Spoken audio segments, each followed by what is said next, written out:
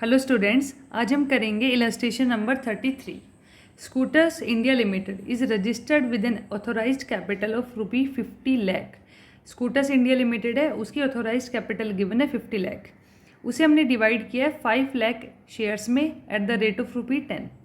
Company issue करती है 1 lakh shares for subscription to the public at a premium of ₹2 per share. मतलब एक company 1 lakh total share issue करती है मार्केट में और शेयर को प्रीमियम पे इशू करती है। इसका मतलब 10 रुपीज़ का जो शेयर है उसे 2 रुपीज़ का प्रीमियम ऐड करके टोटल हो गया 12 रुपीज़ में इशू करते हैं मार्केट में। तो ये है हमारा इशू प्राइस। कंपनी डिमांड करती है एप्लीकेशन और अलॉटमेंट पे ₹3 पर शेयर। फर्स्ट कॉल पे ₹4 पर शेयर, उसमें आपका 2 रुपीज़ प्रीमियम का इंक्लूडेड है। सेकेंड एंड फाइनल कॉल पे ₹5। ठीक है। Application were received for 1,20,000 shares. Application लेकिन हमें रिसीव होती है 1,20,000 शेयर्स के लिए। इशू हुए थे 1 lakh. And allotment was made pro rata to all applicants. और प्रो राटा बेसिस पे एप्लीकेंट्स को हमने अलॉटमेंट दे दी। मतलब जो 1 लाख टोटल हमने शेयर्स इशू किए थे और लोगों ने अप्लाई किए थे 1,20,000, तो इन्हें प्रो राटा अलॉटमेंट मिल गई। मतलब टोटल जो हमने शेयर्स इशू किए हैं वो थे 1 लाख। ठीक है। तो अलॉट भी हम सिर्फ 1 लाख ही करेंगे। और लेकिन एप्लीकेशन जो 1,20,000 पे आई है, इसका मतलब जो 20,000 पे एक्स्ट्रा एप्लीकेशन मनी आई उसे हम एडजस्ट कर लेंगे। ठीक है। All calls were made and were duly received accept the second and final call on 1,000 shares held by Rohan. सभी कॉल्स हमें रिसीव हो गई, बस फाइनल कॉल पे हमें पैसा रिसीव नहीं हुआ रोहन से जिसके पास 1,000 शेयर्स थे। इसका मतलब जो कॉल इन एरियर है वो है हमारी 1,000 शेयर पे एट द रेट ऑफ ₹5 पर शेयर। 5,000 रुपीज़ हमारे पास नहीं आए। ठीक है। कंपनी उसके शेयर फॉरफिट कर लेती है और उन्हें री इशू कर देती है ₹8 पर शेयर में। Okay. Present share capital in the balance sheet of the company as per schedule 3 part 1 of the Companies Act 2013। Also prepare notes to account for the same. हमें क्या करना है, सिर्फ शेयर कैपिटल शो करना है balance sheet में। ठीक है। तो अगर हम सिर्फ शेयर कैपिटल शो करना है, इसका मतलब हमें ये सारी अमाउंट्स कैलकुलेट करने की कोई ज़रूरत नहीं है, क्योंकि अगर हम शेयर्स को फॉरफिट करते फिर उसमें जो शेयर फॉरफीचर का बैलेंस आता उसे हम री इशू के टाइम पे यूज़ करते, फिर जो बैलेंस बचता उसे हम कैपिटल रिजर्व में ट्रांसफ़र करते और उस बैलेंस को हम शो करते रिजर्व एंड सरप्लस के अंडर एक सब हेडिंग में कैपिटल रिजर्व। लेकिन यहाँ पे हमें बोला है सिर्फ हमें शेयर कैपिटल बनानी है, तो हमें वो सब कैलकुलेट करने की ज़रूरत नहीं है। ठीक है।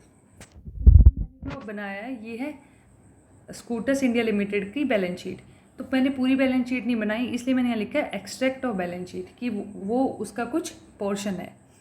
तो सबसे पहले मैं हेडिंग लिखूंगी equity and liabilities.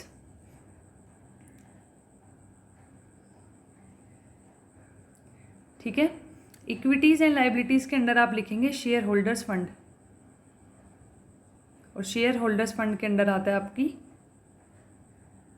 Share capital. ठीक है। शेयर कैपिटल आप फाइंड करने के लिए आपको नोट्स टू अकाउंट में नोट नंबर 1 को रेफर करना पड़ेगा। ठीक है। तो मैं यहाँ पे नोट नंबर 1 बनाती हूँ। ठीक है। नोट नंबर 1 किस चीज़ का है? शेयर कैपिटल का। ठीक है। शेयर कैपिटल में सबसे पहले हम ऑथोराइज्ड कैपिटल लिखेंगे कंपनी की। ऑथोराइज्ड कैपिटल आपने बिल्कुल स्टार्टिंग में पढ़ा है, वो है 5 लाख इक्विटी शेयर्स पे ₹10 ईच।